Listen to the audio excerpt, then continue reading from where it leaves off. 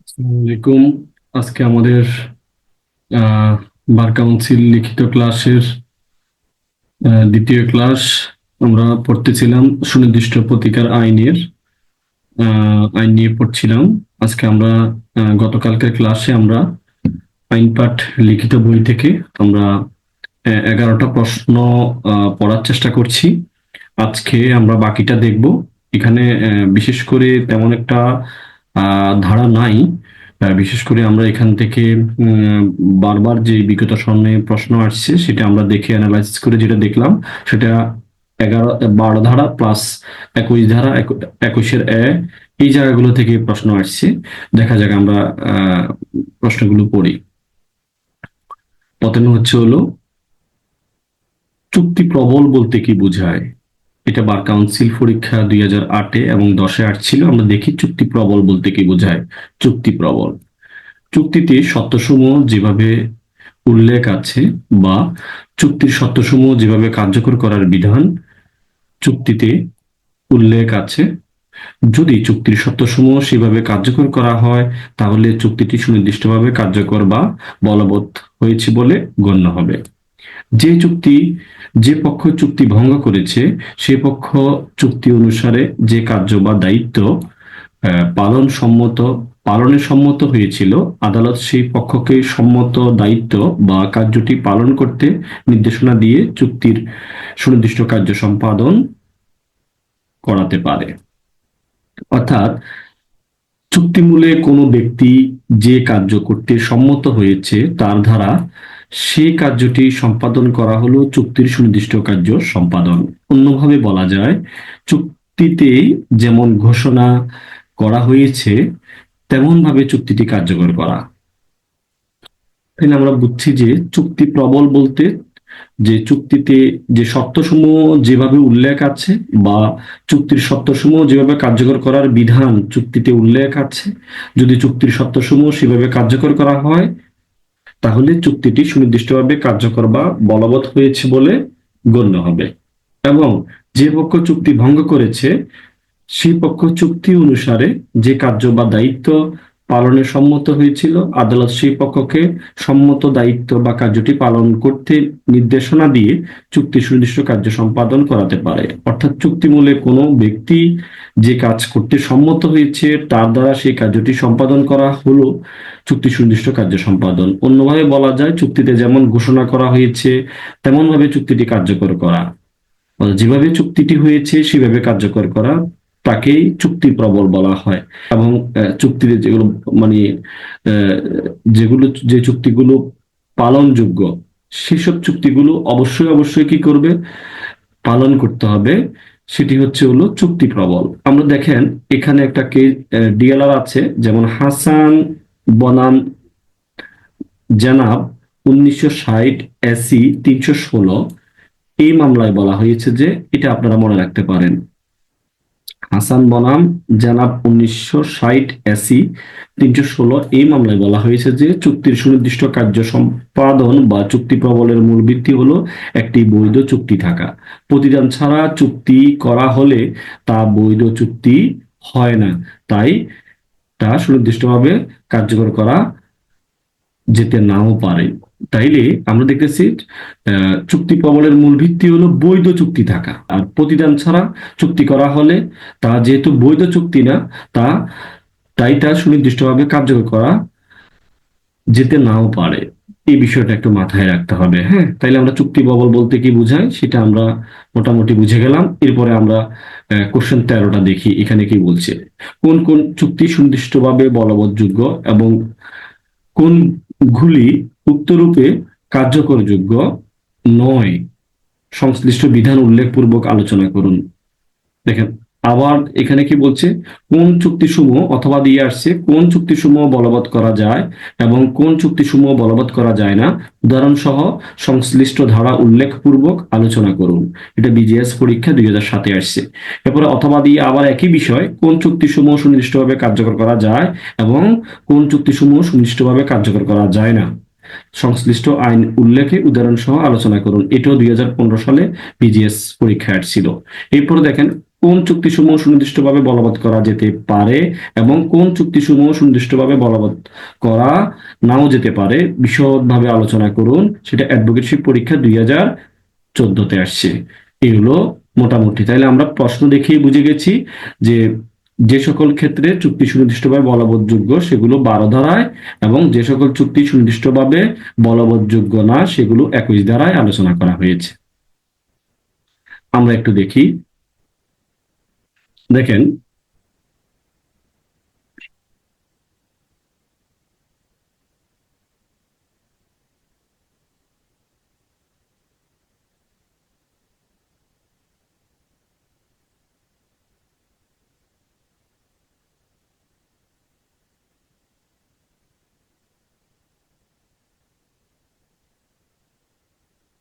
ওকে, তাহলে আমরা 12 ধারাটা একটু দেখি। কোন চুক্তি সুনির্দিষ্ট কার্য সম্পাদন আদালতের স্বেচ্ছাধীন কোন চুক্তি। তাহলে 12 ধারাতে কি বলা আছে? 12 ধারাতে বলা আছে যে সকল চুক্তি সুনির্দিষ্টভাবে কার্যকর করা যায়।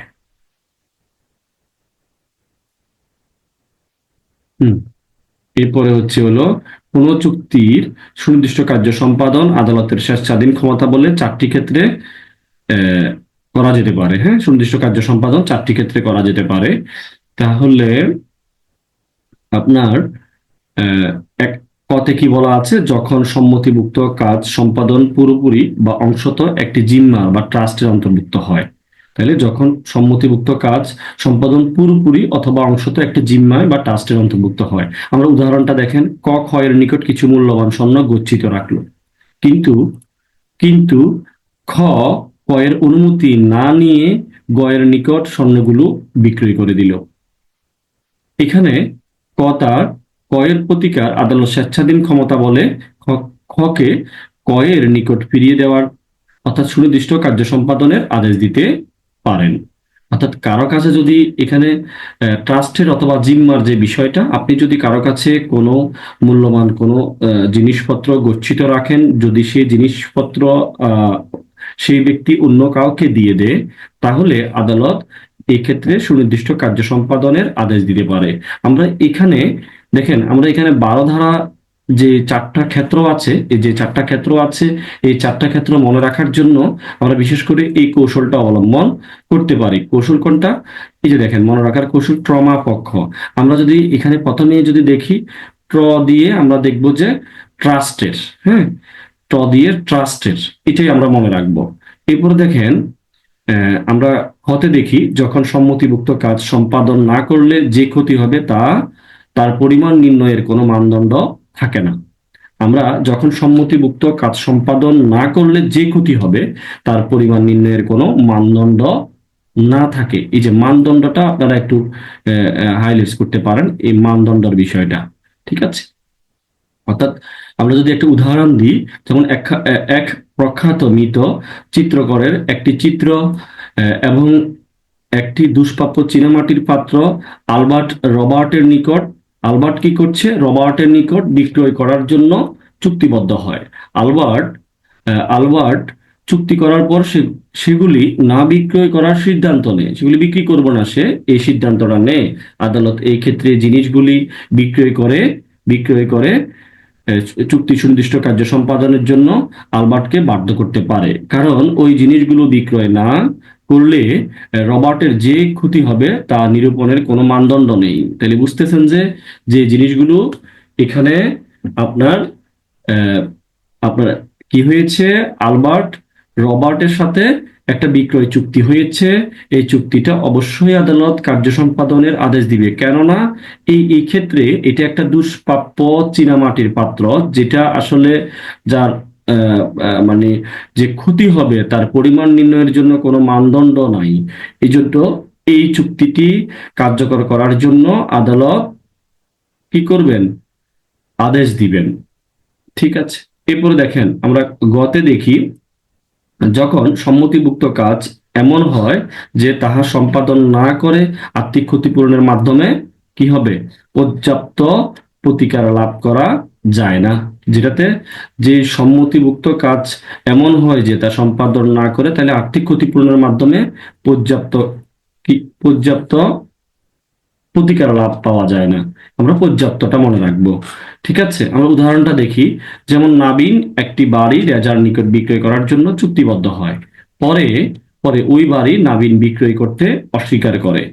এই ক্ষেত্রে আদালত বাড়িটি বিক্রয় করার জন্য নাবিনকে নির্দেশ দিতে পারেন, কারণ এই ক্ষেত্রে আর্থিক ক্ষতিপূরণ দ্বারা পর্যাপ্ত প্রতিকার পাওয়া যাবে না। তাইলে আমরা একটা যদি এখানে বাড়ি বিক্রয়ের চুক্তিটা দুজনের মধ্যে করা হইল, সেই ক্ষেত্রে যদি কেউ একজন যদি এটা যদি বিক্রয় করতে যদি সে রাজি না হয়, সেই ক্ষেত্রে এটা আর্থিক, কারণ এই ক্ষেত্রে আর্থিক ক্ষতিপূরণ দ্বারা সে পর্যাপ্ত প্রতিকার পাওয়া যায় না। এখানে দেখেন আমরা একটা ইয়া দেখি, ডিএলআরও আছে, যেখানে এই ধারায় প্রদত্ত ব্যাখ্যায় বলা হয়েছে যে ভিন্ন রূপ কিছু প্রমাণিত না হলে আদালত ধরে নিবেন যে স্থাবর সম্পত্তি হস্তান্তরের চুক্তিভঙ্গ হলে হলে আর্থিক ক্ষতিপূরণ দ্বারা তা পর্যাপ্ত প্রতিকার পাওয়া যাবে না। এখানে কোন ডিএলআর এর 17 MLR 2012 এডি 172 এই মামলায় বলা হয়েছে। কিন্তু অস্থাবর সম্পত্তি হস্তান্তর চুক্তিভঙ্গ হলে আর্থিক ক্ষতিপূরণ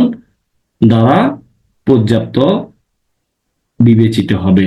তাহলে আমরা বুঝতে পেরেছি যে যখন আমরা স্থাবর সম্পত্তি হস্তান্তরের বিক্রয় চুক্তি করব, সেটি কি হবে না, সেটি আপনার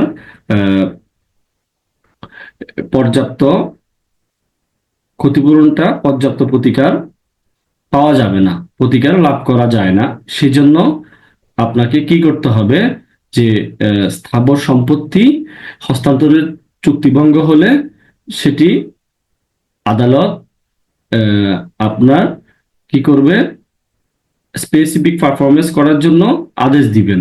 ঠিক আছে, যেন চুক্তিটা কার্যকর হয় সেজন্য আদেশ দিবেন। এরপর দেখেন আমরা ঘ দেখি, যখন এমন সম্ভাবনা থাকে যে সম্পত্তিভুক্ত কাজ সম্পাদন না করার জন্য আর্থিক ক্ষতিপূরণ পাওয়া যাবে না। উদাহরণটা দেখেন, মিস্টার আলম পৃষ্ঠাঙ্কন ছাড়াই একটা মূল্যবান প্রতিদানের বিনিময়ে একটা প্রমিসরি নোট মিস্টার খলিলের নিকট হস্তান্তর করেন। পরে মিস্টার আলম দেউলিয়া হয়ে পড়েন। জামাল তার সাইনে নিযুক্ত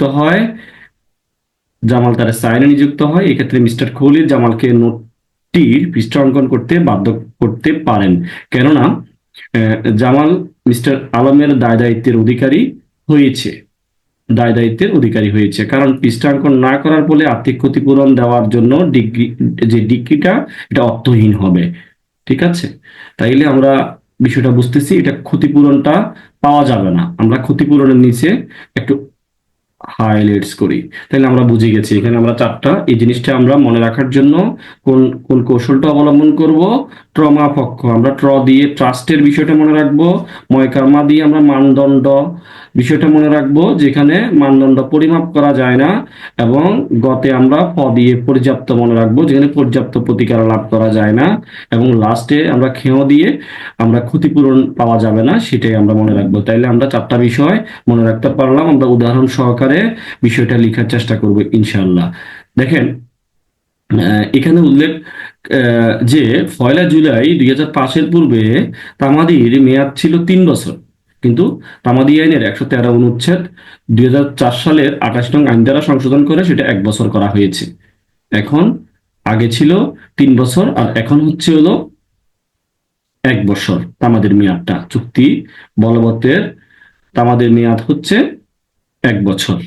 কোন অনুচ্ছেদে বলা আছে? 113 অনুচ্ছেদে বলা আছে।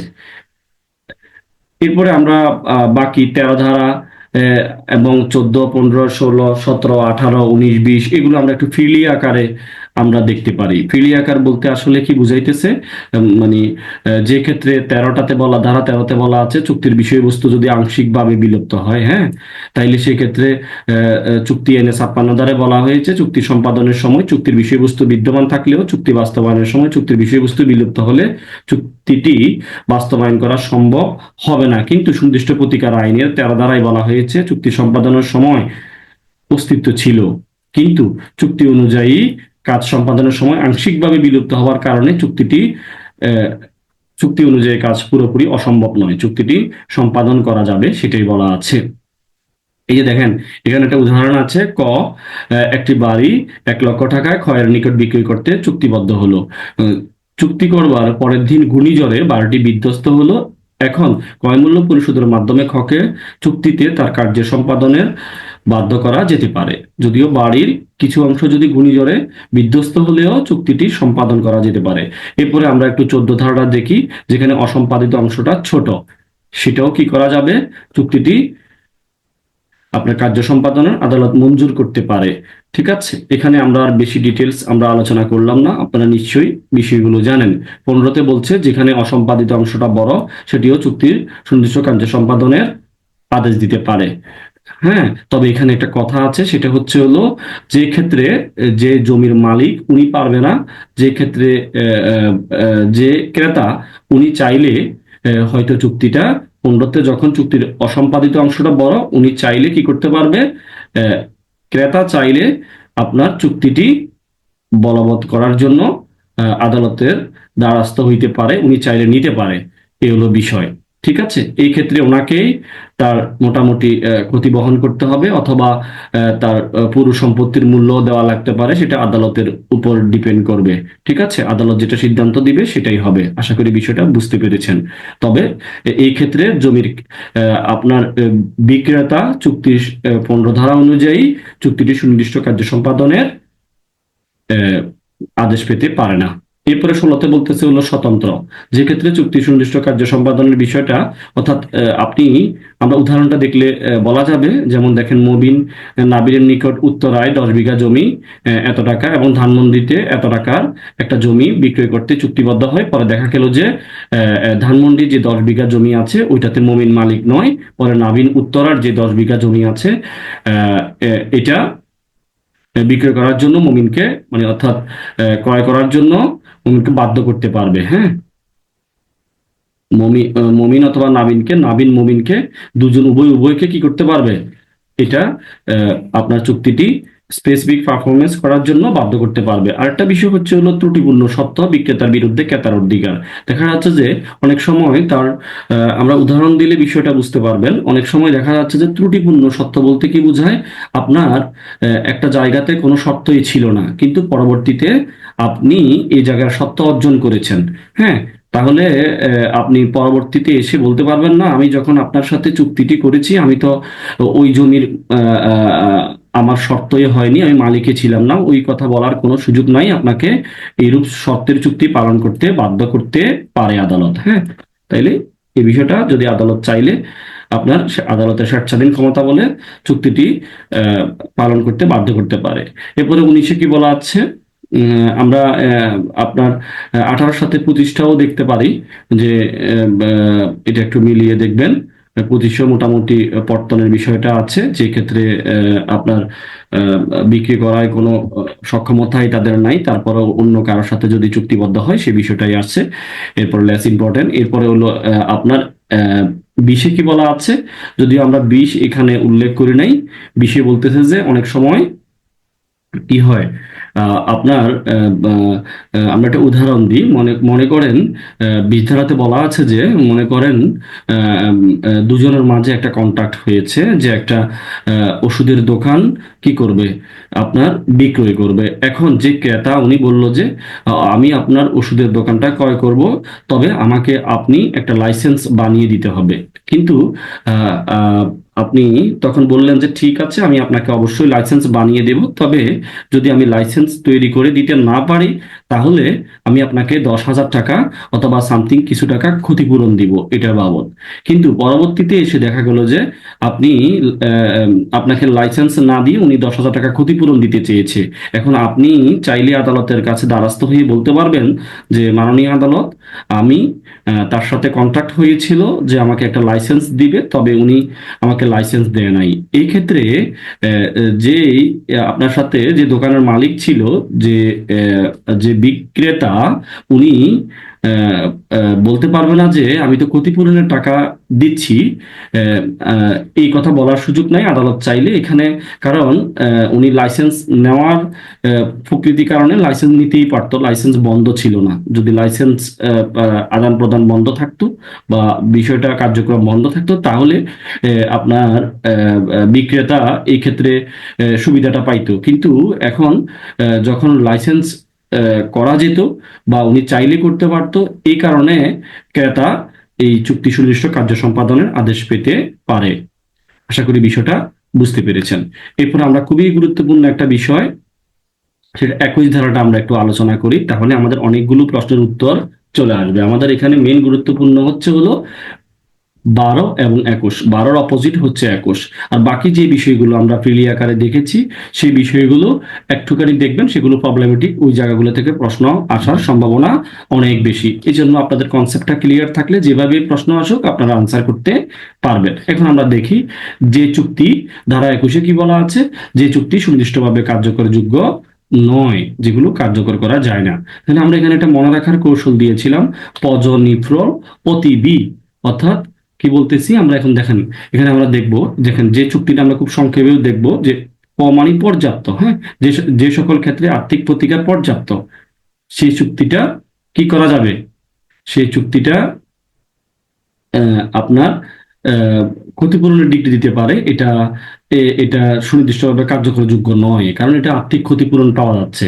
সেটা যে আপনার চুক্তিটাই বলবৎ করতে হবে এমন কোনো কথা নয়, যেটা পর্যাপ্ত আর্থিক প্রতিকার পাওয়া যাচ্ছে। উদাহরণটা দেখলেও আপনারা দেখতে পারেন, যেমন আমরা দেখেছি যে এখানে চাল ডালের বিষয়গুলো আছে, চাল ডাল সব জায়গায় পাওয়া যায়, এগুলো আর্থিক ক্ষতিপূরণ দিয়ে এগুলো পুষিয়ে দেওয়া যায়। আশা করি বিষয়টা বুঝতে পেরেছেন।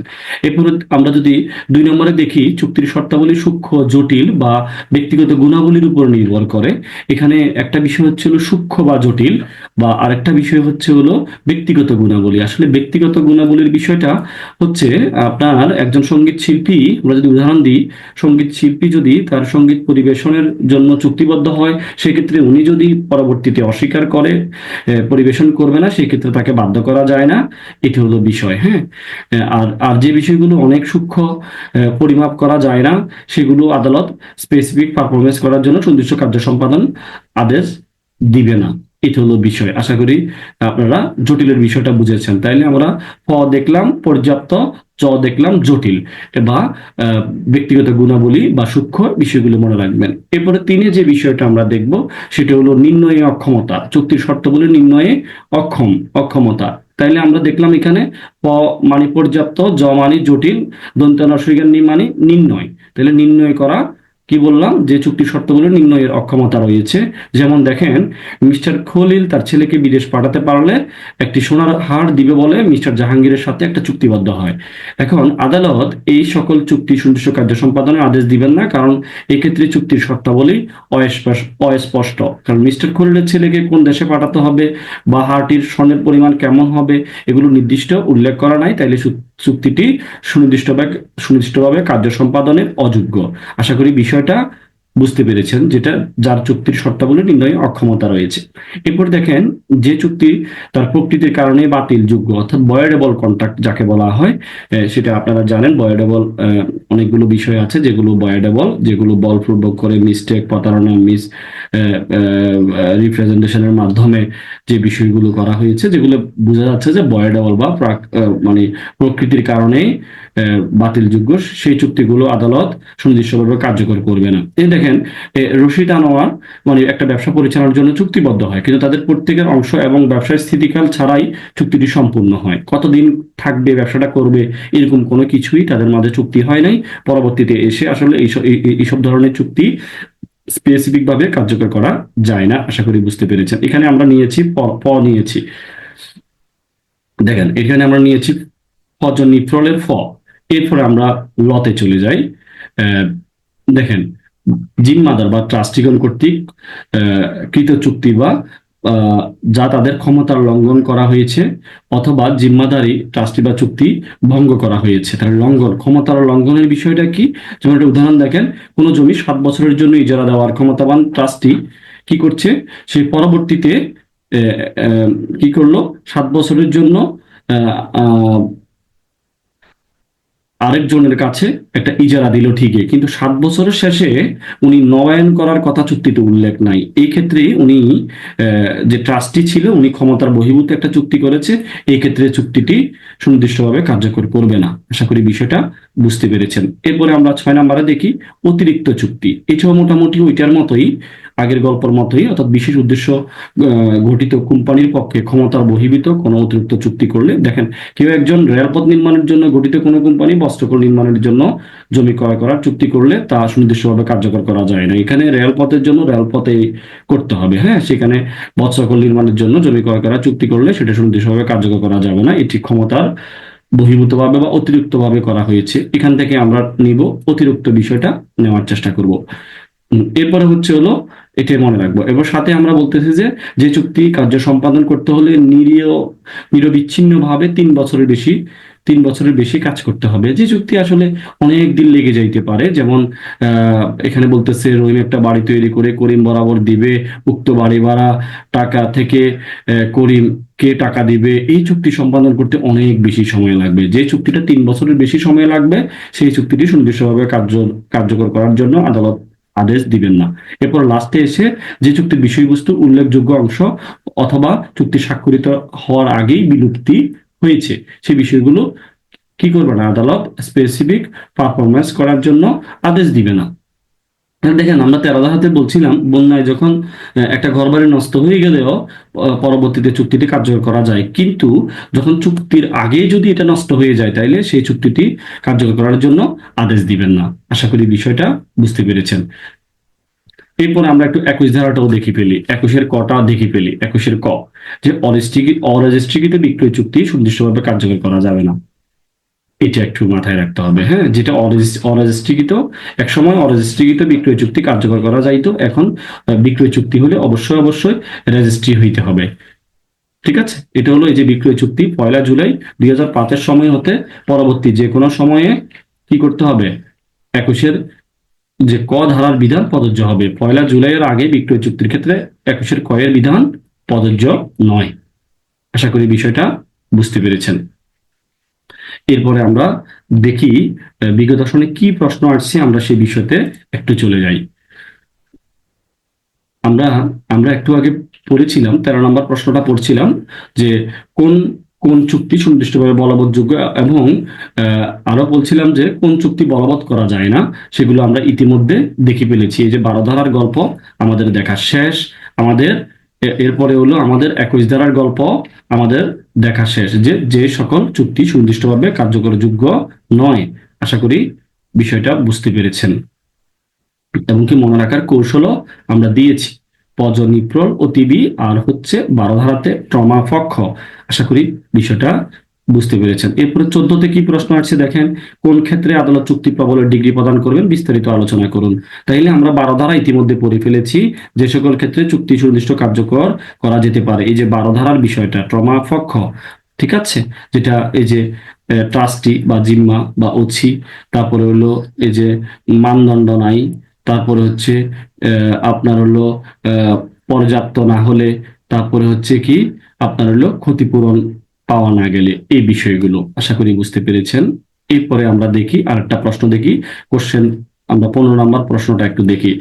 দি স্পেসিফিক রিলিফ অ্যাক্ট 1877 অনুযায়ী কোন কোন চুক্তি সুনির্দিষ্টভাবে বলবৎযোগ্য নয়, সংশ্লিষ্ট ধারাসমূহ উল্লেখে সংক্ষেপে উত্তর দিন। এটা 2023 সালে আসছিল, যে কোন কোন চুক্তি সুনির্দিষ্টভাবে বলবৎযোগ্য নয় এবং ধারাসমূহ উল্লেখে সংক্ষেপে উত্তর দিতে বলছে, অর্থাৎ কোন কোন চুক্তি প্রবলের ডিগ্রি প্রদান করবে না। তাহলে আমরা এটাও ইতিমধ্যে আলোচনা করেছি, যে সকল চুক্তি সুনির্দিষ্টভাবে কার্যকরযোগ্য নয়, সেটা আমরা 21 ধারার বিষয়টা যেটা আমরা বললাম পজনিপ্রল অতিবি, অর্থাৎ পদই হলো পর্যাপ্ত এবং কি যেটা নির্ণয় করা যায় না, যেটা সূক্ষ্ম বা জটিল পজ। এরপরে হচ্ছে হলো যে চুক্তি যে চুক্তি শর্তাবলী আদালত যুক্তিসঙ্গত নিশ্চয়তার সাথে নির্ণয় করতে পারে না, নির্ণয়ের সমস্যা। যে চুক্তি তার প্রকৃতির কারণে ভয়েডেবল অর্থাৎ বাতিলযোগ্য চুক্তি, এবং ট্রাস্টিগণ কর্তৃক কি করছে যদি কোনো লঙ্ঘন করলে বা ক্ষমতা বা ভঙ্গ করলে, হ্যাঁ, কোনো বহির্ভূত কোনো লঙ্ঘন বা ট্রাস্ট ভঙ্গ করে যে চুক্তি করা হয়। এরপরে আমরা দেখেছি কোনো কোম্পানির পক্ষে বা তার উদ্যোক্তাগণ প্রমোটারগণ যদি কোনো অতিরিক্ত চুক্তি করে, সেটাই কি করা যাবে না, আপনার কার্যকর করা যাবে না চুক্তিটি। এরপরে বলছি 3 বছরের অধিক সময় যে চুক্তিটা ক্রমাগত কাজ করে সেটি কার্যকর হবে না। এরপরে আমরা দেখেছি যেটি ইতিমধ্যে বিলুপ্ত হয়েছে, হ্যাঁ, ইতিমধ্যে মানে চুক্তির বিষয়বস্তু উল্লেখযোগ্য অংশ এবং চুক্তি স্বাক্ষরিত হওয়ার আগে এটা একটু মাথায় রাখতে হবে, বিলুপ্তি হয়েছে সেটি কার্যকর করা যাবে না। 21-এর এও আমরা ইতিমধ্যে বলে ফেলেছি যে অরেজিস্ট্রিকৃত বিক্রয় চুক্তি সুনির্দিষ্টভাবে কার্যকর করা যাবে না। 2004 সালে সুনির্দিষ্ট প্রতিকার আইনের 21-এর এ দ্বারা সংযুক্ত করে নিয়ম করা হয়। আশা করি বিষয়টা বুঝতে পেরেছেন। আর 2005 সালের 1 জুলাই হতে বিধানটি কার্যকর হয়। তাইলে সুতরাং পরিশেষে বলা যায় আদালত কোন চুক্তি সুনির্দিষ্টভাবে বলবৎ করার আবেদন মঞ্জুর করবে কিনা তা নির্ধারণে আদালত উপরোক্ত আইনসমূহ বিবেচনায় নিবে। আশা করি বুঝতে পেরেছেন। আমরা একটু 16টা দেখি। 16টা বলতেছে যে রণেশের সংগ্রহে জয়নাল আবেদিনের একটা ছবি আছে যা সে বিক্রয়ের জন্য জামালের সহিত চুক্তিবদ্ধ হয়। জামাল ছবিটির জন্য সমুদয় মূল্য প্রদান করেন, কিন্তু রণেশ ছবিটি সরবরাহ করতে অস্বীকৃতি জানায়। জামাল ছবিটির সরবরাহের জন্য রণেশের বিরুদ্ধে কি মামলা করতে পারেন? সুনির্দিষ্ট উদ্ধৃতি ব্যাখ্যা করুন। এটা অ্যাডভোকেসি পরীক্ষায় 2004 সালে আসছিল। আবার দেখেন, অথবা দিয়ে কি আসছে, কবিরের সংগ্রহ জয়নুল আবেদিনের একটা ছবি আছে, উক্ত ছবিটি বিক্রয়ের জন্য তিনি সগিরের নিকট চুক্তিবদ্ধ হন। সগির ছবিটির সমুদয় মূল্য কবিরকে প্রদান করেন, কিন্তু কবির ছবিটি সরবরাহ করতে অস্বীকৃতি জানান। সগির ছবিটি সরবরাহের জন্য কবিরের বিরুদ্ধে কি মামলা দায়ের করতে পারেন এবং সুনির্দিষ্ট আইন উল্লেখপূর্বক ব্যাখ্যা করুন। এটা অ্যাডভোকেটশিপ 2012 সালে আসছে। তাইলে আমরা বুঝতে পারতেছি যে অবশ্যই আমরা কোথায় দেখছি যে চুক্তি সুনির্দিষ্ট বলবৎকরণের মোকদ্দমা সুনির্দিষ্ট প্রতিকার আইনের 12 ধারা অনুসারে জামাল ছবিটি সরবরাহের জন্য রণেশের বিরুদ্ধে চুক্তি সুনির্দিষ্ট বলবৎকরণের মোকদ্দমা দায়ের করতে পারে। কেমনে পারে? আমরা দেখছি যে সুনির্দিষ্ট প্রতিকার আইনের 12 খ ধারা অনুসারে চুক্তি ভঙ্গের ফলে যে ক্ষতি হবে তা নির্ণয়ের কোনো মানদণ্ড, এই যে মানদণ্ড না থাকলে চুক্তি সুনির্দিষ্ট বলবৎ বা কার্য সম্পাদনের আদেশ দেওয়া যায়। তাহলে সাধারণ দুষ্প্রাপ্য প্রকৃতির কোনো পণ্য সম্পর্কিত কোনো চুক্তিভঙ্গের ক্ষতি নির্ধারণে কোনো মানদণ্ড থাকে না। যেমন কোনো মৃত কর্মকারের দুষ্প্রাপ্য ছবি ক্রয় বিক্রয়ের চুক্তি এবং দুষ্প্রাপ্য চীনা ফুলদানি বিক্রয় করার জন্য বাদী এবং বিবাদীর সম্মতি সুনির্দিষ্টভাবে বলবৎযোগ্য, কারণ এই সকল ক্ষেত্রে চুক্তিভঙ্গের জন্য প্রকৃত ক্ষতি নির্ধারণের কোনো মানদণ্ড নেই। এই যে জয়নাল আবেদিনের একজন চিত্রশিল্পী ছিলেন, তিনি বর্তমানে মৃত। সুতরাং রণেশের সংগ্রহে জয়নাল আবেদিনের যে ছবি আছে সেটি দুষ্প্রাপ্য প্রকৃতির এবং এর অন্য কোনো কপি বাজারে নেই। সুতরাং চুক্তিভঙ্গের প্রতিকার অর্থ দ্বারা পূরণযোগ্য না। সুতরাং এই ক্ষেত্রে একমাত্র প্রতিকার হতে পারে চুক্তি সুনির্দিষ্ট কার্য সম্পাদন তথা রমেশ কর্তৃক জামালকে উক্ত ছবি অর্পণ। আশা করি বিষয়টা বুঝতে পেরেছেন। একই প্রশ্ন, এগুলো পারা যাবে 12 ধারা 21 ধারা জানলে এই বিষয়গুলো পারা যাবে একদম ইজিলি, কোনো সমস্যা হওয়ার কথা না। এবার দেখেন, XY 3 মাসের মধ্যে একটা ব্যবসা করার লক্ষ্যে অংশীদারি চুক্তিতে আবদ্ধ হয়। মাসের 3 মাসের মধ্যে একটা ব্যবসা করার লক্ষ্যে অংশীদারি চুক্তিতে আবদ্ধ হয়। 3 মাস অতিক্রান্ত হওয়ার আগেই ওয়াই অংশীদার হতে অনাগ্রহ প্রকাশ করে। সে অংশীদার হতে অনাগ্রহ প্রকাশ। চুক্তিতে অংশীদারিত্বের মেয়াদ সুনির্দিষ্টভাবে উল্লেখ ছিল না, কিন্তু এক্স প্রার্থনায় প্রেক্ষিতে ওয়াই এর বিরুদ্ধে চুক্তি সুনির্দিষ্টভাবে বলবৎ করা যাবে কি? যুক্তি সহ উত্তর দিন। বার কাউন্সিল 2020 সালে আসছে। তাহলে দেখেন, XY 3 মাসের মধ্যে একটা ব্যবসা করার লক্ষ্যে 3 মাসের মধ্যে একটা ব্যবসা করার লক্ষ্যে অংশীদারি চুক্তিতে আবদ্ধ হয়। 3 মাস অতিক্রম, মানে 3 মাসের মধ্যে একটা ব্যবসা শুরু করবে বলছে, কিন্তু 3 মাস অতিক্রান্ত আগে সে অনাগ্রহ প্রকাশ করে। আমরা একটু উত্তরটা দেখলে বোঝা যাবে যে চুক্তি সুনির্দিষ্টভাবে বলবৎযোগ্য কিনা। তাহলে এক্স এর প্রার্থনার প্রেক্ষিতে ওয়াই এর বিরুদ্ধে চুক্তিটি সুনির্দিষ্টভাবে বলবৎ করা যাবে না, কারণ সুনির্দিষ্ট প্রতিকার আইনের 21 ধারা অনুসারে যে চুক্তি তার প্রকৃতির কারণে অবসানযোগ্য প্রত্যাহারযোগ্য এমন চুক্তি সুনির্দিষ্টভাবে বলবৎ করা যায় না। বিবাদী যদি চুক্তি অবসান করে দেয়, এক্ষেত্রে চুক্তি সুনির্দিষ্ট বলবৎকরণের ডিগ্রিটি অকার্যকর হবে, যেহেতু চুক্তিটিতে অংশীদারিত্বের মেয়াদকাল সুনির্দিষ্টভাবে উল্লেখ ছিল না। এটা মাথায় রাখতে হবে, চুক্তিটি যে অংশীদারিত্বের মেয়াদকাল সুনির্দিষ্টভাবে উল্লেখ ছিল না, যে সেহেতু এমন চুক্তি কোনো পক্ষ কর্তৃক যে কোনো সময় অবসানযোগ্য। এমন চুক্তি সুনির্দিষ্টভাবে বলবৎ করা যায় না, কারণ এমনটি করা হলে ক খ এর যে কোনো মুহূর্তে উক্ত চুক্তি অবসান করে দিতে পারে এবং সেক্ষেত্রে চুক্তি সুনির্দিষ্ট কার্য সম্পাদনের ডিগ্রিটা অকার্যকর হয়ে যেতে পারে। কারণ ওনারা কতদিন যাবৎ ব্যবসা করবে, ওনারা শুধু বলেছে যে 3 মাসের মধ্যে একটা ব্যবসা করার লক্ষ্যে ওনারা শুরু হয়েছে। কতদিন ব্যবসাটা করবে ওইরকম কোনো কিছুই বলা ছিল না। আশা করি বিষয়টা বুঝতে পেরেছেন। এটা ডিগ্রিটি কার্যকর করবে না। ঠিক আছে, এরপরে হলো আমরা 18 প্রশ্ন নম্বর 18টা দেখি। নিম্নলিখিত চুক্তিগুলো কি সুনির্দিষ্টভাবে বলবৎযোগ্য? নিম্নলিখিত চুক্তিগুলো কি সুনির্দিষ্টভাবে বলবৎযোগ্য? আপনার সিদ্ধান্ত সবাইকে উত্তর দিন। তাইলে ক খকে ব্যক্তিগত সেবা দিতে বা কাজ করতে চুক্তি করেছে। ক্ষয়ের প্রয়োজন হতে পারে এমন কতিপয় নির্দিষ্ট শ্রেণীর পণ্য খকে সরবরাহ করতে ক চুক্তি করলো। আচ্ছা, আমরা একটু দেখি, একটা একটা দেখি। তাহলে আচ্ছা, লাস্টের তিনে কি বলতেছে? ক একটি জমি খকে ইজারা প্রদান করলো। ইজারা শর্ত অনুসারে খ উক্ত জমি বিশেষ পন্থায় ইজারার তারিখ হতে পরবর্তীতে 3 বছর চাষাবাদ করবে। আমরা একটু দেখি, ক খকে ব্যক্তিগত সেবা দিতে বা কাজ করতে যে চুক্তি করেছে সেটা সুনির্দিষ্টভাবে বলবৎযোগ্য না। বলবৎযোগ্য না, কারণ সুনির্দিষ্ট প্রতিকারণ 21 ধারা অনুসারে যে চুক্তির সম্পাদন পক্ষসমূহের ব্যক্তিগত যোগ্যতার উপর নির্ভর করে বা ইচ্ছার উপর নির্ভর করে, গুণাবলীর উপর নির্ভর করে, সেগুলো সুনির্দিষ্টভাবে বলবৎযোগ্য না। খ নম্বর, ক্ষয়ের প্রয়োজন হতে হতে পারে এমন কতিপয় নির্দিষ্ট শ্রেণীর পণ্য খকে সরবরাহ করতে ক যে চুক্তি করেছে এমন চুক্তি সুনির্দিষ্টভাবে বলবৎযোগ্য না। যেমন ইজারা সংক্রান্ত চুক্তিটি সুনির্দিষ্টভাবে বলবৎযোগ্য না, কারণ সুনির্দিষ্ট প্রতিকার আইন 21 ধারা অনুসারে যে চুক্তির প্রকৃতি এমন যে আদালত উক্ত চুক্তির উল্লেখযোগ্য শর্তাবলী সুনির্দিষ্ট কার্য সম্পাদন কার্যকরী করতে পারে না, সেই চুক্তি সুনির্দিষ্টভাবে বলবৎযোগ্য না। আশা করি বিষয়টা বুঝতে পেরেছেন। এরপর দেখেন, আমরা একটু 19 নম্বর প্রশ্নটা দেখি। স্থাবর সম্পত্তি বিক্রয়ের চুক্তি সুনির্দিষ্টভাবে বলবৎ করা প্রতিকার পেতে হলে কোন কোন শর্ত পূরণ করতে হবে এবং এই ধরনের মোকদ্দমায় কি কি সুনির্দিষ্ট প্রতিকার বিকল্প হিসেবে প্রার্থনা করা যায়? এখন কি বলা আছে?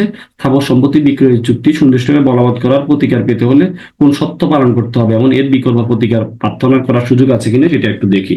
দেখেন, স্থাবর সম্পত্তি বিক্রয়ের চুক্তি সুনির্দিষ্টভাবে বলবৎকরণের ক্ষেত্রে অপরিহার্য শর্ত, কিছু শর্ত রয়েছে। সেগুলো হচ্ছে কি?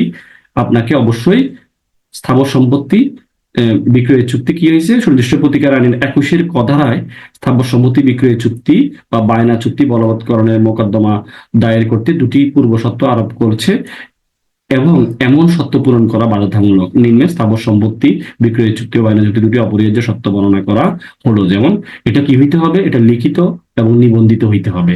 আমরা একটু আগেও বলেছিলাম বিষয়টা, যে স্থাবর সম্পত্তি বিক্রয়ের চুক্তি সুনির্দিষ্টভাবে বলবৎ করা হওয়ার প্রথম শর্ত হলো চুক্তিটি অবশ্যই লিখিত এবং নিবন্ধিত হতে হবে। এই বিষয়ে সম্পত্তি হস্তান্তর আইনের 1882 এর 54 ক ধারায় বলা হয়েছে, সম্পত্তি বিক্রয়ের চুক্তি শুধুমাত্র লিখিত দলিলের মাধ্যমে এবং 1908 সালের নিবন্ধন আইনের অধীন নিবন্ধনের মাধ্যমে সম্পূর্ণ করা যেতে পারে। অন্যদিকে নিবন্ধন আইন 1908 এর 17 ক ধারায় বলা হয়েছে, স্থাবর সম্পত্তির বিক্রয় চুক্তি বা বায়না চুক্তি, contract for sale for any immovable property, অবশ্যই লিখিত হতে হবে, সংশ্লিষ্ট পক্ষগণ কর্তৃক সম্পাদিত হতে হবে ও নিবন্ধিত হতে হবে। 17 ক ধারা অনুসারে স্থাবর সম্পত্তি বিক্রয়ের চুক্তি সম্পাদন হওয়ার তারিখ হতে 30 দিনের মধ্যে চুক্তিটি নিবন্ধনের জন্য উপস্থাপন করবে। তাহলে এটা বুঝে গেছেন যে এটা নিবন্ধিত হইতে হবে, নাইলে পারা যাবে না। এরপরে হলো চুক্তির অবশিষ্ট মূল্য আদালতে জমা দেওয়া। আরেকটা শর্ত হচ্ছিল সুনির্দিষ্ট প্রতিকার আইনের 21 ক ধারায় চুক্তির সুনির্দিষ্ট কার্য সম্পাদনের মোকদ্দমা দায়েরকালীন সময়ে চুক্তির অবশিষ্ট মূল্য আদালতে দাখিল করা বাধ্যতামূলক। অর্থাৎ স্থাবর সম্পত্তি বিক্রয়ের চুক্তি বা বায়না চুক্তি বলবৎকরণের মোকদ্দমা দায়েরের ক্ষেত্রে আর্জির সাথে উক্ত নিবন্ধিত চুক্তি সংযুক্ত করতে হবে এবং অবশিষ্ট মূল্য পরিশোধ করতে হবে, অন্যথায় আদালত এমন মোকদ্দমার আর্জি প্রত্যাখ্যান করবে। চুক্তির অবশিষ্ট মূল্য মোকদ্দমা দায়ের করার সময় আদালত জমা দিতে হবে এবং চুক্তির অবশিষ্ট মূল্য জমা দেওয়া স্থাবর সম্পত্তির বায়না চুক্তি বলবৎকরণের মোকদ্দমা দায়ের করার বাধ্যতামূলক পূর্বশর্ত এবং মোকদ্দমা দায়েরের পর উক্ত মূল্য জমা দেওয়ার জন্য বাদীকে অনুমতি বা সম্মন দেওয়া যায় না। তাহলে মোকদ্দমা দায়ের করার পর চুক্তির অবশিষ্ট মূল্য পরিশোধ করতে বাদীর কোনো আবেদন না মঞ্জুর করে আদালত বাদীর আর্জি প্রত্যাখ্যান করতে পারে। এক্ষেত্রে তাইলে আমরা কি বিষয়টা বলেছি? অবশ্যই অবশ্যই আমাদেরকে চুক্তি সুনির্দিষ্ট কার্য সম্পাদন মোকদ্দমা দায়েরকালীন সময়ে অবশিষ্ট মূল্য আদালতে দাখিল করা বাধ্যতামূলক, এই বিষয়টা মনে রাখিতে হইবে। এরপর দেখেন, একটা ডিএলআর দেওয়া আছে, যেমন মোহাম্মদ মুজিবুর রহমান গাজী বনাম আব্দুল লতিফ সরদার এবং অন্যান্য 19 MLR 98 এখানে যে বিষয়টা আছে যে এখানে 8/10/2009 নিবন্ধিত বায়না চুক্তির অবশিষ্ট চুক্তি মূল্য জমা না দিয়ে তারপরে 19/1/2011 উক্ত বায়না চুক্তি বলবৎকরণী মোকদ্দমা দায়ের করা হয় এবং 15/4/2022 বাদী উক্ত চুক্তি মূল্য জমা দেওয়ার আবেদন দাখিল করে। ইতিমধ্যে বিবাদী উক্ত আর্জি প্রত্যাখ্যানের আবেদন করে। এই যুক্তিতে যে মোকদ্দমা দায়েরের সময় অবশিষ্ট চুক্তি মূল্য জমা দেওয়া হয়নি, তাইলে যুগ্ম জেলা জজ উক্ত আবেদন গ্রহণ করে অবশিষ্ট চুক্তি মূল্য জমা দিতে বাদীকে 1 মাস সময় মঞ্জুর করে এবং রিভিশনে হাইকোর্ট বিভাগ সিদ্ধান্ত প্রদান করে যে চুক্তির অবশিষ্ট মূল্য জমা দেওয়ার বায়না চুক্তি বলবৎকরণী মোকদ্দমা দায়ের করার পূর্ব শর্ত এই শর্ত পালনের ব্যর্থতার কারণে বায়না চুক্তি সুনির্দিষ্টভাবে বলবৎযোগ্য না। এটা একটু মাথায় রাখতে হবে। হ্যাঁ, তাইলে উনি নিবন্ধিত বায়না চুক্তি কি করে, অবশ্যই তাকে মামলা দায়েরের সময় টাকাটা দিয়ে দিতে হবে, এর পরবর্তীতে দিলে হবে না। আশা করি বিষয়টা বুঝতে পেরেছেন। তাইলে উপধারায় বলা হয়েছে যে মোকদ্দমা দায়েরের সময় অবশিষ্ট চুক্তি মূল্য জমা দিতে হবে, এটাই হলো গুরুত্ব কথাবার্তা। ঠিক আছে, অবশিষ্ট মূল্য জমা দিতে হবে মোকদ্দমা দায়েরের সময়, এটাই। সুতরাং এই সময়ের পর এমন মূল্য জমা দেওয়ার কোনো সুযোগ বাদী ক্রেতার নেই। তাহলে মোকদ্দমা দায়েরের পর অবশিষ্ট মূল্য দাখিল করতে বাদীর আবেদন তামা দিতে বাড়িতেও। আশা করি বিষয়টা বুঝতে পেরেছেন। আর একটা গুরুত্বপূর্ণ বিষয় হচ্ছে, আমরা দেখেন স্থাবর সম্পত্তি বায়না চুক্তি বলবৎকরণের মোকদ্দমা বিকল্প সুনির্দিষ্ট প্রতিকার কি আছে। সুনির্দিষ্ট প্রতিকার আইনের 37 ধারায় বলা হয়েছে চুক্তির সুনির্দিষ্ট বলবৎকরণের মোকদ্দমায় বাদী বিকল্প হিসাবে চুক্তি রদ চাইতে পারে। কি চাইতে পারে? রদ চাইতে পারে। এবং 37 ধারায় বলা হয়েছে লিখিত চুক্তি সুনির্দিষ্ট বলবৎকরণের মামলায় বাদী বিকল্প হিসেবে প্রার্থনা করতে পারে। কি প্রার্থনা করতে পারে? যদি চুক্তিটি সুনির্দিষ্টভাবে বলবৎযোগ্য না করা হয় সেক্ষেত্রে এটা রদ করা হোক এবং বাতিল হিসাবে অর্পণ করা হোক। এবং 2 নম্বরে কি বলতেছে, আদালত যদি চুক্তিটি সুনির্দিষ্টভাবে বলবৎ করতে অস্বীকৃতি জ্ঞাপন করে তাহলে সেক্ষেত্রে চুক্তিটি রদ করার আদেশ প্রদান করুক, সেই অনুসারে চুক্তিটি অর্পণ করুক। তাইলে একজন বিক্রেতা যুক্তিসঙ্গতভাবে দাবি করতে পারে যে স্থাবর সম্পত্তি, ভূমি বা বিক্রয় চুক্তি সুনির্দিষ্টভাবে বলবৎ করা হোক, কিন্তু উক্ত ভূমিতে বিক্রেতার সত্য সন্দেহজনক যে এমন চুক্তি ক্রেতার জন্য বলবৎ করা ঠিক নয়। সেক্ষেত্রে আদালত সম্পূর্ণ চুক্তিটি বাতিল করে দিতে পারে এবং অন্যদিকে বায়না চুক্তি বলবৎকরণ ডিগ্রি প্রদান করা হয়েছে। এই ক্ষেত্রে ক্রেতাকে বায়না চুক্তির চুক্তি মূল্য এবং পরিশোধের নির্দেশ দিতে পারে। ক্রেতা এমন অর্থ ফেরত দিতে ব্যর্থ হয়েছে সেই ক্ষেত্রে উক্ত বায়না চুক্তি বাতিলের জন্য 35 ধারা আবেদন করা যেতে পারে। আশা করি বিষয়টা বুঝতে পেরেছেন। এরপরে হলো আরেকটা প্রশ্ন কি আছে, আরেকটা প্রশ্ন আসছে হলো সুনির্দিষ্ট কার্য সম্পাদনের ডিগ্রি ইখতিয়ার বিবেচনামূলক। ঠিক আছে, আমরা এই বিষয়টা একটু দেখার চেষ্টা করি যে সুনির্দিষ্ট কার্য সম্পাদনের ডিগ্রি প্রদানের ইখতিয়ার বিবেচনামূলক। দি স্পেসিফিক রিলিফ অ্যাক্ট 1877 বিধান অনুযায়ী উদাহরণ সহ ব্যাখ্যা করুন। 2023 সালে আসছিল।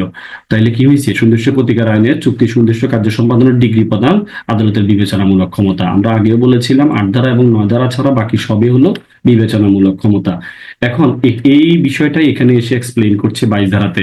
কথাটাই বলা আছে যে 22 ধারায় সুনির্দিষ্ট কার্য সম্পাদনের ডিগ্রি প্রদান প্রসঙ্গে বিবেচনামূলক ক্ষমতা। এটা কি বলতেছে, সুনির্দিষ্ট প্রতিকার আইনের 22 ধারা অনুসারে চুক্তি সুনির্দিষ্ট কার্য সম্পাদনের ডিগ্রি প্রদানের ক্ষমতা আদালতের জন্য বিবেচনামূলক ক্ষমতা। যেহেতু এটা বিবেচনামূলক ক্ষমতা সেহেতু চুক্তি আইনসঙ্গত বা বলবৎ যোগ্য হওয়া সত্ত্বেও আদালত অস্বীকার করতে পারে। যেমন আদালতের বিবেচনামূলক বা ডিসক্রিশনারি পাওয়ার বা স্বেচ্ছাচারী বা আরবিট্রারি হবে না, বরং নিখুঁত বা যুক্তিযুক্ত, অর্থাৎ বিচার বিভাগীয় নীতি ধারা নিয়ন্ত্রিত এবং আপিল আদালত কর্তৃক সংশোধনযোগ্য হবে। 22 ধারায় আদালত ডিগ্রি দিতে বা না দিতে বিবেচনামূলক ক্ষমতা প্রয়োগ করতে পারে। 22 ধারায় দুটি ক্ষেত্রে আদালত সুনির্দিষ্ট বলবৎকরণ ডিগ্রি না দিয়ে ক্ষতিপূরণ প্রদান করতে পারে। একটি ক্ষেত্রে সুনির্দিষ্ট কার্য সম্পাদনের ডিগ্রি দিয়ে যথাযথভাবে বিবেচনামূলক ক্ষমতা প্রয়োগ করতে পারে। তাহলে দেখেন, তাহলে ডিগ্রি প্রদান না দিতে বিবেচনামূলক ক্ষমতা, দুটি ক্ষেত্রে চুক্তি সুনির্দিষ্ট বলবৎকরণের ডিগ্রি না দিতে আদালত বিবেচনামূলক ক্ষমতা প্রয়োগ করতে পারে। এক হলো বিবাদীর প্রতি বাদীর অন্যায় সুবিধা আছে, যেখানে এমন চুক্তি সম্পন্ন করা হয়েছে যে তা বাদীকে বিবাদীর উপর একটা অন্যায় সুবিধা প্রদান করেছে। তারপরে যদিও সেখানে বাদীর পক্ষ হতে কোনো জালিয়াতি বা ভুল বিবরণ নাও থাকতে পারে, তাহলে অন্যায় সুবিধা আছে বিবাদীর প্রতি বাদীর, তাহলে আনফেয়ার অ্যাডভান্টেজ যদি পাওয়া যায়। এরপরে হলো হার্ডশিপের বিষয়টা, যেমন বিবাদীর প্রতি কঠোরতা, যেখানে চুক্তির কাজ সম্পাদন বিবাদীকে কোনো কঠোরতায় বা কষ্টে জড়িয়ে ফেলবে যা বিবাদী বুঝতে পারে না।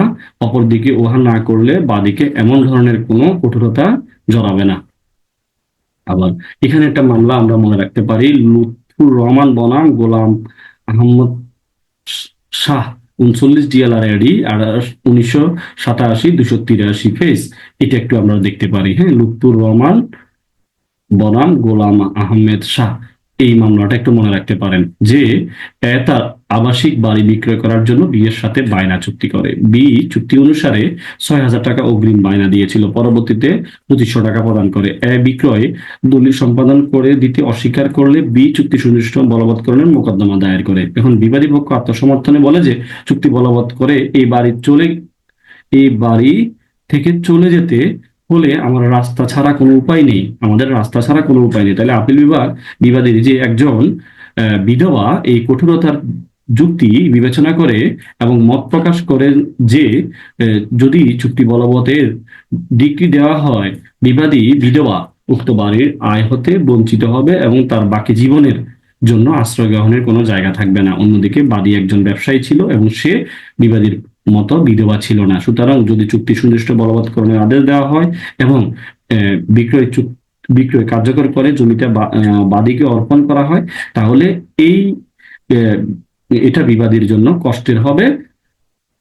কিন্তু যদি চুক্তি বলবৎ করা না হয়, সেক্ষেত্রে বাদীর প্রতি এমন কোনো কষ্ট বা হার্শিপ সৃষ্টি করবে না।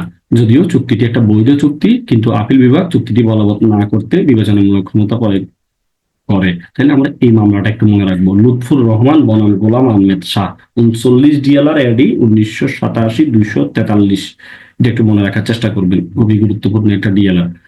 ডিগ্রি দিতে যে ক্ষেত্রে বিবেচনামূলক ক্ষমতা প্রয়োগ করতে পারে, যেখানে বাদী সুনির্দিষ্ট কার্য সম্পাদনের চুক্তি উল্লেখযোগ্য কাজ সম্পাদন করেছে অথবা চুক্তির ফলে ক্ষতিগ্রস্ত হয়েছে, সেক্ষেত্রে ডিগ্রি দিতে আদালত বিবেচনামূলক ক্ষমতা প্রয়োগ করতে পারে। এই বিষয়টা একটু মনে রাখবেন, ডিগ্রিতে যেখানে বিবেচনামূলক উল্লেখযোগ্য অংশ সম্পাদন করেছে কিন্তু অবশ্যই ডিগ্রি দিতে পারে। এরপরে এরপরে হচ্ছে সেম প্রশ্ন।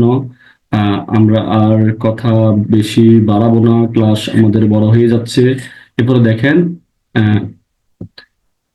প্রশ্ন কি আছে। এখানে একটা প্রশ্ন আছে, বাদীটার মামলা যথাযথভাবে প্রমাণ করা সত্ত্বেও আদালত কখন একটা চুক্তি সুনির্দিষ্টভাবে পালনের আদেশ প্রদানে বিরত থাকতে পারেন? দিয়ে স্পেসিফিক রিলিফ অ্যাক্ট 1877 সুনির্দিষ্ট বিধানের আলোকে বিস্তারিত আলোচনা করুন। আমরা যেটা একটু আগে বলেছি সেটাই, ডিগ্রি না দিতে বিবেচনামূলক ক্ষমতা কোন ক্ষেত্রে? এই যে দুইটা ক্ষেত্রে, যে বিবাদীর প্রতি বাদীর অন্যায় সুবিধা আছে এবং বিবাদীর প্রতি কঠোরতা, এই বিষয়টা আসছে। এরপরেও যে আপনার লুৎফুর রহমান গোলাম আহমেদ শাহ 39 ডিএলআর এডি 1987 243 পেজ, এই মামলার রেফারেন্সটা দিয়ে দিবেন। আশা করি বিষয়টা বুঝতে পেরেছেন। এরপরে হলো এই ক্ষেত্রে দেখেন আরেকটা ফ্যাক্ট বেস কোশ্চেন, যেমন এক্স এক খণ্ড, এটা বিজিএস পরীক্ষা 2011-তে আসছে। এক খণ্ড জমি বিক্রয়ের প্রস্তাব দেয় এক্স, ওয়াই তা খরিদ করতে সম্মত হয়। সে মতে তাদের মধ্যে একটা চুক্তিনামা হয়, বন্যা হতে ওই জমি রক্ষা করার জন্য জমির মালিককে জমির চারপাশে ব্যয়বহুল বাঁধ নির্মাণ করা জরুরি। ওয়াই বিষয়টি জানতো না, এক্স বিষয়টি তার নিকট থেকে গোপন রেখেছিল। তাহলে এক্স চুক্তি কার্যকর করার জন্য ওয়াই এর বিরুদ্ধে চুক্তি প্রবলের ডিগ্রি পেতে পারে কি? যুক্তি সহ উত্তর দিন। এক্ষেত্রে বিষয়টা হলো এক্স চুক্তি কার্যকর বা চুক্তি প্রবলের ডিগ্রি পাওয়ার অধিকারী কিনা। যে সুনির্দিষ্ট প্রতিকার আইনের 22-1 অনুসারে এক্স চুক্তি কার্যকর করার জন্য ওয়াই এর বিরুদ্ধে চুক্তি প্রবলের ডিগ্রি পেতে পারে না, কারণ 22 ধারায় বলা হয়েছে চুক্তি প্রবলের ডিগ্রি দিতে আদালত বিবেচনামূলক ক্ষমতা প্রয়োগ করতে পারেন, যেখানে চুক্তি সম্পাদনে বাদীকে বিবাদীর উপর একটা অন্যায় সুবিধা প্রদান করেছে এবং বাদীর পক্ষ হতে কোনো জালিয়াতি বা ভুল বিবরণ নাও থাকতে পারে। এটার উপর বেস করে আমরা আলোচ্য ঘটনা অনুসারে বাদ রক্ষণাবেক্ষণ করা সম্পর্কে তথ্য প্রকাশ না করে, সে যে বাদ রক্ষণাবেক্ষণ করা সম্পর্কে কোনো তথ্য প্রকাশ করে নাই বা তথ্য গোপন করে, এক্স বিবাদী ওয়াই এর নিকট হতে একটা অন্যায় সুবিধা, ওয়াই এর নিকট থেকে একটা অন্যায় সুবিধা আনফেয়ার অ্যাডভান্টেজ নিয়েছে। এই কারণে বাদী এক্স সুনির্দিষ্ট কার্য সম্পাদনের আবেদন করলে তা প্রদানে বিরত থাকতে আদালতের বিবেচনামূলক ক্ষমতা প্রয়োগ করতে পারে। এই ক্ষেত্রে চুক্তি সুনির্দিষ্ট বলবৎকরণের ডিগ্রি না দেওয়া আদালতের জন্য উপযুক্ত পদক্ষেপ। আশা করি বুঝতে পেরেছেন। ঠিক আছে, এরপরে আরো একটা এডিশনাল ফ্যাক্ট বেস কোশ্চেন, যেটা আপনার আইন পাঠ লিখিততেই স্যার দিয়েছেন। আমরা একটু দেখি। ক, একটা নির্দিষ্ট জমি ক্ষয়ের নিকট হতে ক্রয় করতে চুক্তি করে, কিন্তু উক্ত জমিতে প্রবেশের বিষয়ে বা চুক্তিতে কোনো কিছু উল্লেখ ছিল না। উক্ত জমিতে প্রবেশের কোনো পথের অস্তিত্ব নেই, সেটা দেখানো যেতে পারে। খ কি, এমন চুক্তি সুনির্দিষ্ট বলবৎকরণের ডিগ্রি পাওয়ার অধিকারী? সংশ্লিষ্ট বিধান উল্লেখপূর্বক উত্তর দিন। দেখেন আলোচনাটা কি করছে, যে খ কর্তৃক চুক্তি বলবৎকরণের অধিকার। খ, এমন চুক্তি সুনির্দিষ্ট বলবৎকরণের ডিগ্রি পাওয়ার অধিকারী না, কারণ এমন চুক্তি সুনির্দিষ্ট বলবৎকরণের আদেশ দিলে তথা ককে উক্ত জমি ক্রয় করতে বাধ্য করা হলে ক উক্ত জমিতে প্রবেশের কোনো পথ পাবে না, সেই কারণে তার জন্য কঠোরতা হবে। সুনির্দিষ্ট প্রতিকার আইনের 22 ধারা অনুসারে যেখানে চুক্তির কাজ সম্পাদন বিবাদীকে কোনো কঠোরতা বা কষ্টের মধ্যে জড়িয়ে ফেলবে, বিবাদী সেটা বুঝতে পারে না, অপরদিকে উহা না করলে বিবাদীকে এমন ধরনের কঠোরতায় জড়াবে না। সেক্ষেত্রে চুক্তি সুনির্দিষ্ট বলবৎকরণের ডিগ্রি প্রদান করতে আদালত বিবেচনামূলক ক্ষমতা প্রয়োগ করতে পারে। আশা করি বিষয়টা বুঝতে পেরেছেন। আমরা কালকে ইনশাল্লাহ এরপরের ক্লাসে আমরা 24 থেকে আলোচনা করার চেষ্টা করব। ভালো থাকেন, সুস্থ থাকেন, আল্লাহ হাফেজ।